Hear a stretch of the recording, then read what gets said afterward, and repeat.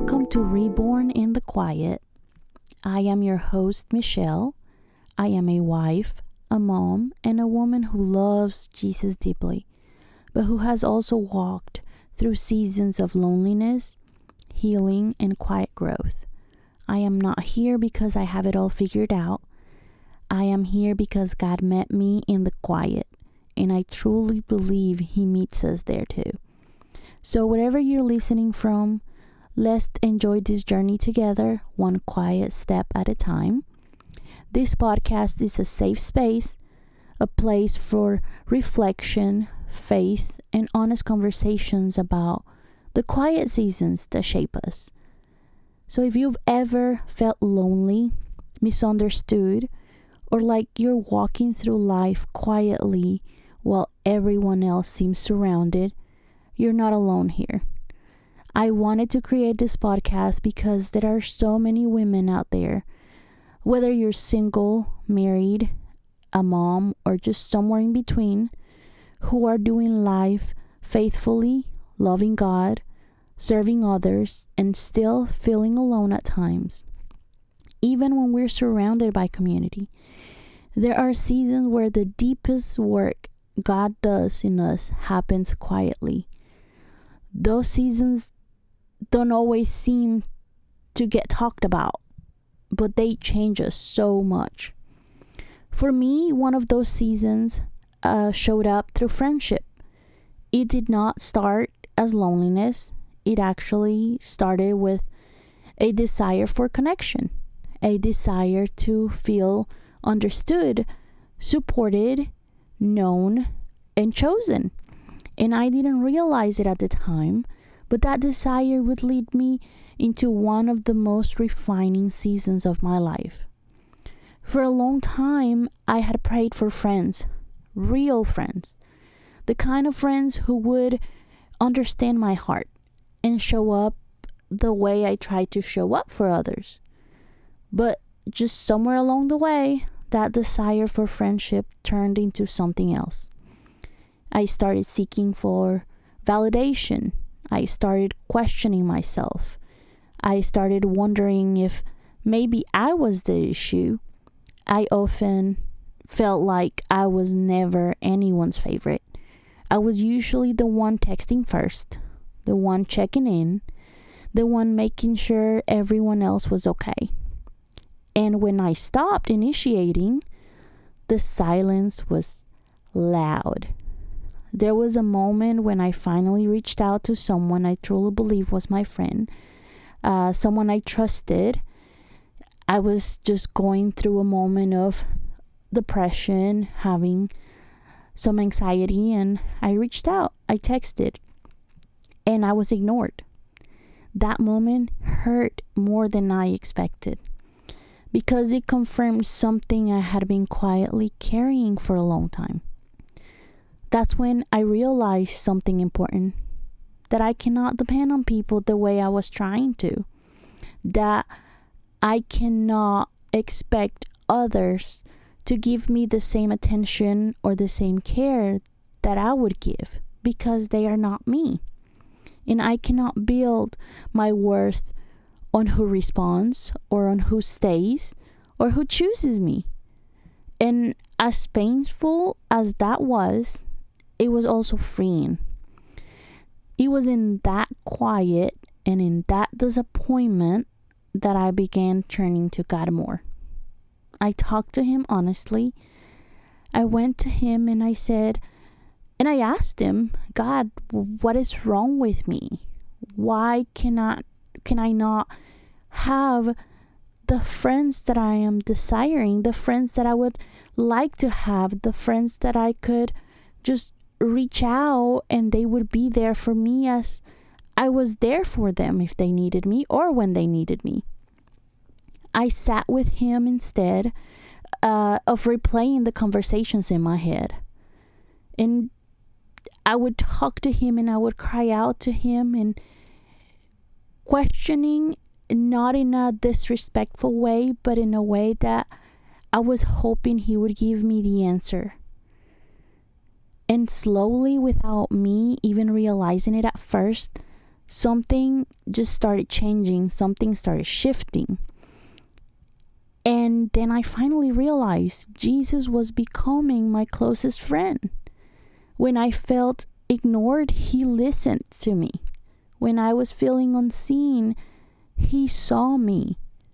When I felt unchosen, he reminded me that I was already chosen. Just like the Bible says, a friend loves at all times. And in that season, I experienced the kind of love that I was looking for. The constant, steady, and faithful love. Through him, through Jesus.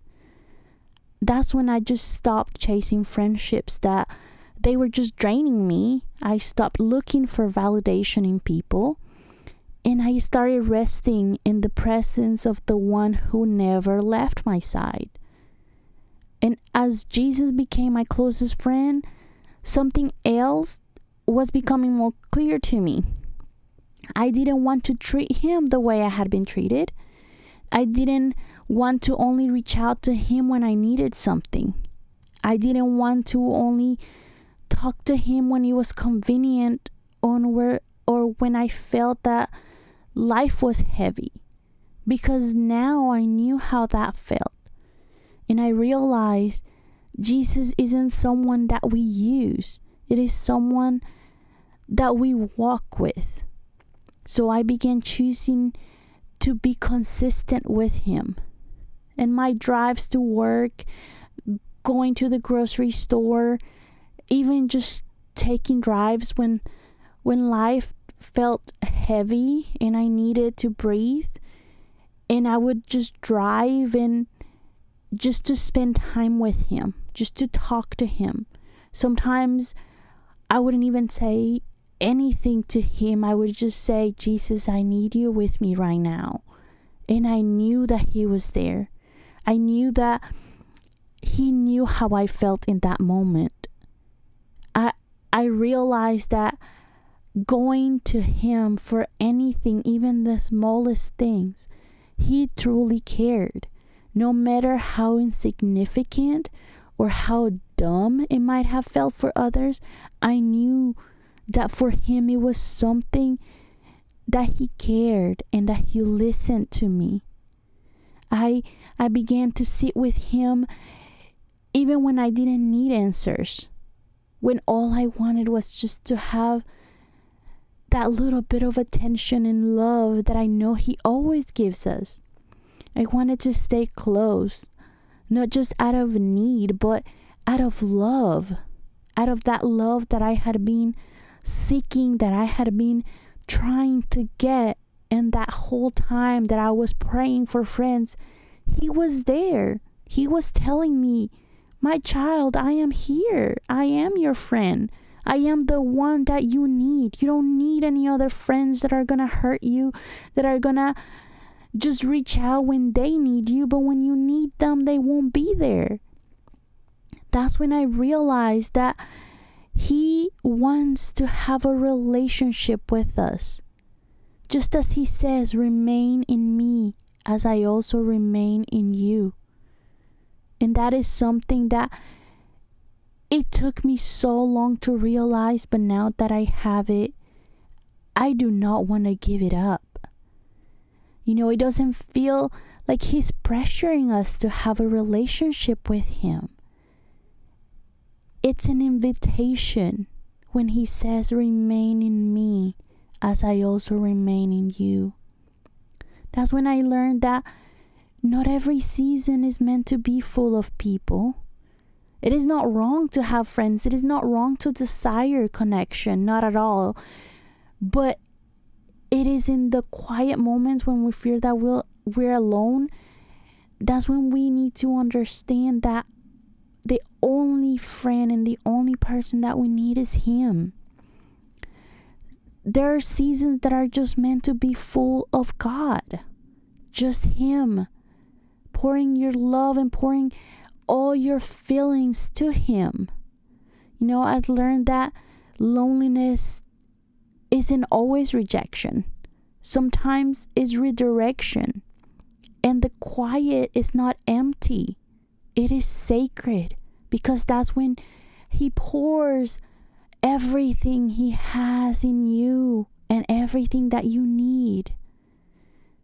So if you're listening to this, if you've ever felt like you care more than others, like you were always the one reaching out, like you were always the one doing things first, but you were not anyone's first choice, you were not anyone's favorite, I truly want you to hear this clearly. You are not the problem. You are not forgotten.